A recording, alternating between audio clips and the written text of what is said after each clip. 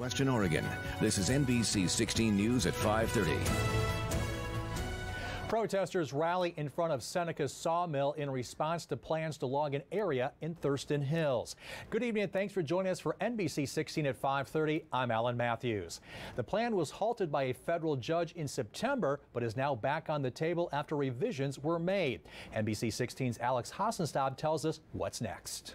Protesters rally in front of Seneca Sawmill against timber sales on BLM land in the Thurston Hills area. This is a very heavily used area. I think it's ridiculous to do clear cutting this close to a population base. Cascadia Wildlands has been fighting the logging plan for years. The BLM says the project would cut around 85% of trees on an area of land between 109 and 165 acres. Recreation, conservation, those are all values that BLM is required to consider in the management of public lands, values that the public actually values more than timber production. Cascadia Wildlands filed a lawsuit against the BLM over the logging plans in February last year. That September, a federal judge halted the project, ordering the BLM to issue a new environmental review that included public access to fire hazard and fire risk assessments, as well as clearly outlining trails and recreational areas. The project has always looked to provide both recreational opportunities as well as meet the various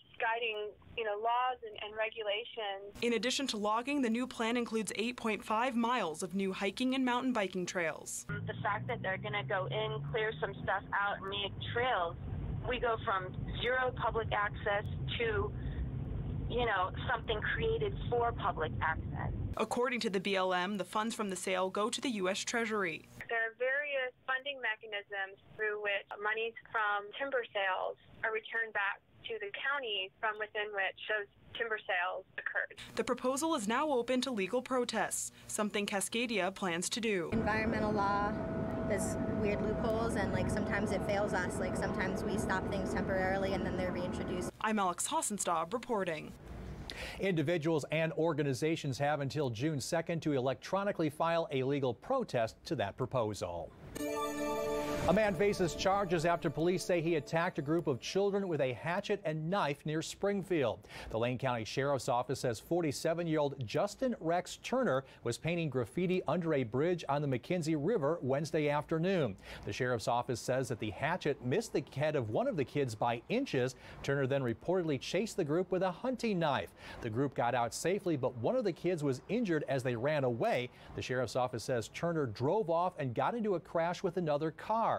But then he reportedly tried to get away by jumping off a bridge into the McKenzie River. The second driver in the crash was hospitalized. Turner has outstanding warrants, a previous probation violation, and a suspended license. He now faces a list of charges including assault, menacing, and hit and run. An Oregon Coast man died in a crash on Highway 138 near the Tokatee Falls area Wednesday afternoon. Oregon State Police say the preliminary investigation shows the driver crossed into the opposite lane and off onto the shoulder where it crashed with the guardrail. The pickup continued on the wrong lane and rolled down a dirt embankment. OSP says the driver was not wearing a seatbelt. This is an ongoing investigation. More than 40 million people have filed for unemployment since mid-March nationwide. According to the Labor Department, more than 2.1 million Americans filed unemployment claims just last week. Here in Oregon, more than 17,000 Oregonians filed for unemployment benefits last week. Despite those high numbers, claims have dropped nationwide and here in Oregon. New details on the effects of LTD's $12 million budget shortfall. In a public hearing, we learned that ridership had gone down during the pandemic. That's 35,000 trips down to 10,000 on the average weekday. LTD says the plan is to either furlough or eliminate 38 people on staff. This is in addition to the 14 people already laid off earlier this month. And administrative employees who are kept will be expected to take one furlough day a month. Some bus routes are going to be limited like they are now. LTD's board will approve a final budget toward the end of June. Coronavirus has claimed 3 more lives in Oregon, raising the state's death toll to 151. Since testing first began, more than 4,000 cases of coronavirus have been confirmed statewide. In our area, these are the totals since testing started. Lane County has seen 67 cases, and 2 of them are still recovering right now. Douglas County is reporting 1 new case today for a total of 26 now. 3 of those cases are still considered active. Down in Coos County, there are 4 confirmed and 2 presumptive community cases, including 3 staff from the Shutter Creek Correctional Institution. 25 inmates at Shutter Creek have tested positive. At least 3 of the community cases are no longer in isolation, and at least a dozen inmates have recovered. Lane County has not seen any new coronavirus cases for the 6th day in a row. Lane County Public Health spokesperson Jason Davis says the goal is to report no new cases until and after a vaccine is available. Overall low case count, an increase in testing, and nearly 2 months following Governor Kate Brown's stay-at-home order put the county in a good spot. Now we're on the downward trajectory. So what that does is that means that the public health interventions are working. That means that our community is doing the right thing and keeping distance, and that we're not transmitting a lot of COVID here in our community. As we continue in phase 1, Davis warns the community to be careful and follow social distancing guidelines. Results on how successful we've been won't come out until mid-June, weeks after phase 2 starts and when experts can better see the effects. The state has until the end of the day today to file a brief with the state Supreme Court. Last week, Judge Matthew Shurtleff ruled that Governor Kate Brown exceeded her authority by shutting down the state. The state Supreme Court overruled him and gave him until Tuesday to vacate the order. He refused, saying that he won't reverse his order, which made the stay-at-home order temporarily null and void. The church groups have until June the 2nd, next Tuesday, to file an answering brief. It was another beautiful sunny day across western Oregon, almost on the hot end of things as our temperatures warmed up well into the 80s, and if not down towards the Umpqua Valley, the low 90s for many of us. But relative humidity values slightly on the drier side through the valleys, higher out along the coast, but those drier valley conditions now prompting fire potentials to be at moderate stages for Linn and Lane County. Coos and Douglas thankfully still at low levels, but likely going to be increasing as we press into another dry day. But radar and satellite showing calm, quiet, and clear conditions through the valleys out along the coast. Just a few isolated thunderstorms popping up over the Cascades, but everything very mild in nature. Grass now jumping up to extreme levels as far as the pollen count goes and lasting through the rest of the week. But hot today and tomorrow, 2 thunderstorms for Saturday. I'll have that breakdown in just a few. All right, thanks a lot, Josh. Well, another marathon on the South Coast has just been canceled. The Salmon Run in Charleston was scheduled to be the 4th annual marathon at the beginning of October. Sponsors of the event say even with the possibility of having large gatherings by September, it will be too much to prepare for in such a short time, especially with the possibility of having to cancel it if the ban on large gatherings isn't lifted. It has to do more, I think, with the lining up at the beginning of the start of a race, bunching up during the middle of a race, and then coming across that finish line at the end of a race where it's not possible really to control the social distance.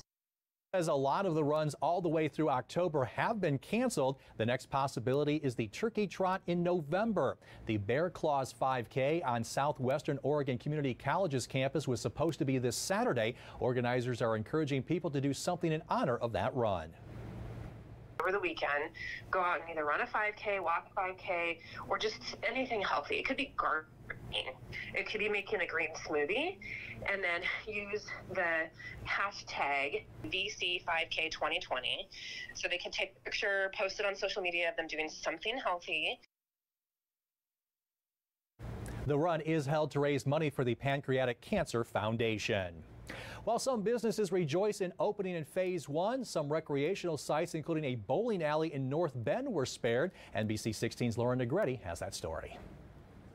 The bowling alley at 64-year family-run business North Bend Lanes is empty. We thought we were going to open in phase 1 because we were involved with them in writing the plans. They switched us and the fitness centers. Mark Matichek is an owner and the vice president of the Oregon Bowling Proprietors Association. Well, all the bowling centers got together and we helped write the guidelines for the governor's office. With sanitizing measures and we're going to turn off every other lane. He says after laying off 20 of his staff, he recently brought back 7 employees. We lost $80,000 after the closure. North Bend won district title here, second place at state. Sending them to nationals in Ohio in July. I think we still are ready for nationals, but definitely being closed has been horribly difficult. For now, North Bend is outside practicing on mobile lanes. Participating in the high school program is just me supporting not only my school, but also helping my friends. In the program, the kids get new shoes, equipment, and accrue scholarship money with each game. If we can't get the lanes open, there won't be a high school program. City and county groups submitted proposals to the governor for more local decision-making on reopening businesses, including North Bend lanes. In an email sent to us, a press secretary for Governor Brown said bowling alleys have not yet been authorized to reopen. Reporting in Coos County, I'm Lauren Negretti. Coming up on your only local news at 5:30, now is a good time to head outdoors and work on your garden. A few simple tips to get you started. Ahead for us, children at risk, how the COVID crisis creates another kind of threat for some kids confined at home. Plus, how drones and robots are bridging the social distancing gap to deliver what we need when we see you back here tonight.